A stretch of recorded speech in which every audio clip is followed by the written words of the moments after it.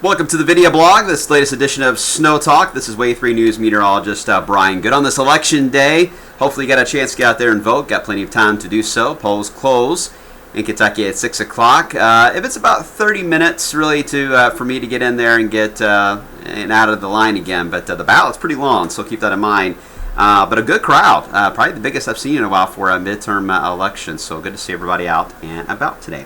All right, a couple of things here to talk about. We're going to talk about the rain moving in for this election night into Wednesday, and then we'll talk about our chances for the cold weather and anything wintry that'll come along with it. First up, as always the case, here are our stats as of to date, holding steady still at a trace so far this season, which normally we, again, do not see our measurable snow typically in Louisville until the 7th of December, although I do think it will be earlier than normal this year. All right, this has changed slightly, and one thing that may stand out is the Twix bar. I've decided to bring back the Twix bar index when it comes to the items of interest that I am looking at. As always the case, it's on a 10 scale, so 10 bars would be get ready, we got a winter storm coming, and a half bar is a very, very slight chance, almost at zero. So for the three issues, I'm still keeping on the map here. I'm tracking for the next couple of weeks. Will be Thursday night, half bar, certainly. Saturday night, a half bar. And the week of the 10th, I'm giving a full bar for right now. We really cannot nail down the storm track very well on that week. So potential is there, but nothing definitive. So again, nothing beyond a full bar showing up. So in other words, nothing really exciting when it comes to snow coming our way. But when it comes to cold weather, all around Kentucky, and the cloud cover has been streaming in throughout most of the day. We start off with some hints of sun. We still have a little bit of hazy sunshine in a few areas, but the clouds really begin to lower and thicken now across the Ohio Valley. I'm noticing the SkyTrack cameras, the lowering of the cloud deck over the city of Louisville, in fact.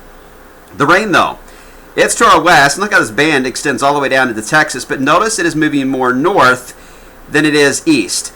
So it's going to take a while to get it into our area, and the northern edge of this is going to struggle because the atmosphere is still fairly dry in the Ohio Valley, so a lot of the dry air is eating away at this rainfall as it heads eastbound. The core of it is likely going to stay to our south, but the moisture is much deeper in that area. But timing it out for you guys, again, for the next several hours, it looks dry. There could be a renegade sprinkle or two if the cloud deck can get low enough to make it to the ground when it comes to those raindrops. There's a chance we could see that in Indiana before 6 o'clock this evening, but I really think it's going to be later on before anything decent starts to hit the rain gauge.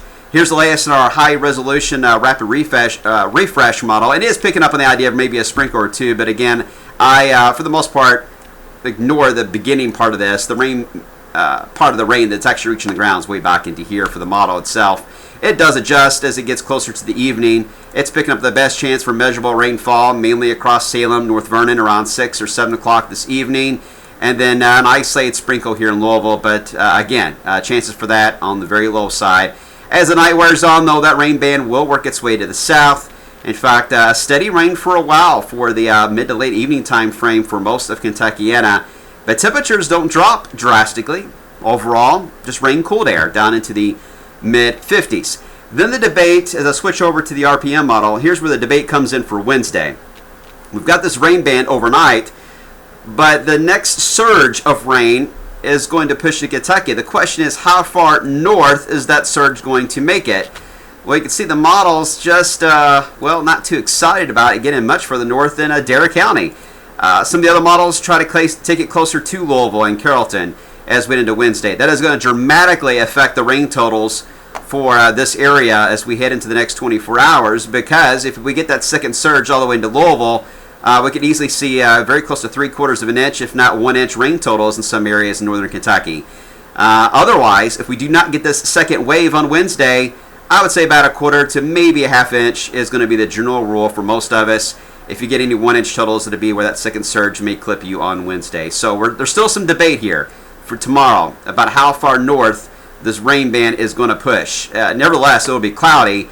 You may get some sun in Indiana, but Indiana, you have the better chance to stay completely dry after the rain that moves through your area for tonight. So tricky forecast on timing. Kevin and I will discuss it when he gets in, and we'll hash out the details tonight on the evening newscast.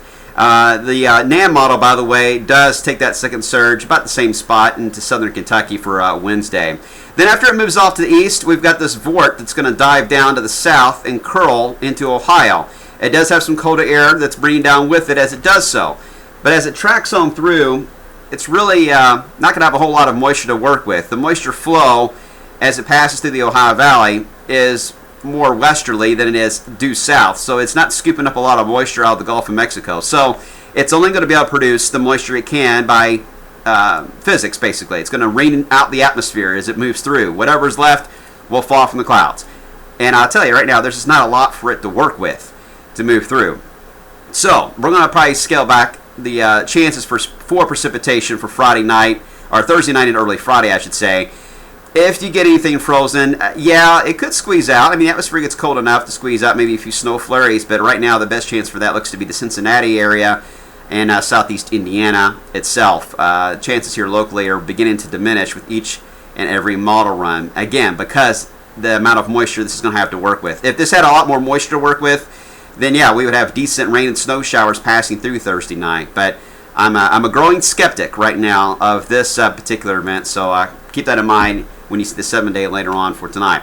And then we get into what's going to happen for Saturday. I will say it's not on this model you're looking at, but there is another Vort that comes down Saturday. It's a similar setup, not a lot of moisture to work with. It'll squeeze out what it can, but it is a colder system, so there is a chance for some snow flurries potentially for Saturday night. I did not see anything significant with that at all, though, for Saturday night and early Sunday. But the cold air with that is going to be pretty intense. In fact, Sunday we may not get out of the 30s in some areas north of Louisville, so chilly air. All right, now we get into next week. This is the week we're going to be tracking because we have a recurving typhoon that's in the Pacific Ocean. It's going to help influence the jet and try to dive down this cold air into the lower 48. The question is the storm trackability here. Is this system going to be able to phase into the subtropical jet? Are we going to get a decent storm here in the plains and roll out? Or is this all going to be just a northern branch type energy that moves through? And the trend in the past 24 hours since I last talked to you guys is more northern branch features than any type of phasing activity in the south. So that means this will not have a lot of moisture to work with. It'll all be physics driven for next week. Notice the GFS for next Monday and Tuesday's got a low pressure, fairly weak overall, north of the Great Lakes even, and it does bring in the cold air in behind it, but it kind of just sweeps through quickly Monday into Tuesday. The Canadian model just came in, and it's got a deeper low pressure that's trying to develop in areas of Minnesota, and it's trying. You see how these isobars get pretty tight in Oklahoma? It's trying to do some type of a deeper storm that would try to phase in this area and then roll out, and that would be interesting for our area when it comes to rain to snow, but we'll have to wait and see how this is going to play out. The models are not doing a good job at all on handling the amount of cold air that's coming down out of the north and trying to figure out the timing of anything on the southern branch that could get involved. So if you're a weather watcher and you're a model watcher, just use caution when the model runs come out. Don't get too excited if you see a big snowstorm coming at us in the future model runs here. Be very much a skeptic of that. Let the models hash out the details until we get that energy in the Pacific really involved here to determine how this is going to play out. We are fairly confident on the cold air coming down. That confidence level is fairly high. We just do not know the storm trackability just yet, so we cannot determine our rain or snow potential out of that. So to help us out, we look at the ensembles. These are all the different models of the GFS that I'm looking at here that kind of combine and they come out with a general agreement. Overall, how do things look? And the general agreement with all the different models, members of the model, do look like it'll be a colder than normal pattern, certainly in the Ohio Valley and warmer to the west. So again, confidence fairly high here on cold weather for next week. And the European issued its ensembles for the next month. Our friends over at Weatherbell was able to produce some maps, and you definitely could see how it's showing. This is for Thanksgiving, by the way. Cold weather for the busiest travel day of the year and the Thanksgiving holiday potentially showing up at least on the European. So there you have it. Not a lot, again, wintry coming our way when it comes to snowfall, but the cold weather is going to be the bigger headline more than likely. So we'll talk about that rain though tonight on the evening news. Get out there and vote. We'll see you today beginning at 5.